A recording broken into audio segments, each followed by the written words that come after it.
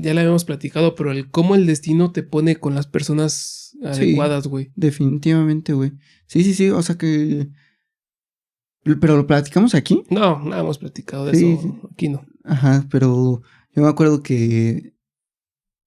tú me decías, ¿no? O sea, de que, no, si no hubiera pasado tal cosa con mi abuelo, y no hubiera repetido tal cosa, güey, literal no me hubieras conocido a mí, güey. Entonces, no estuviera aquí, banda. Exactamente, no estaríamos aquí. Ajá.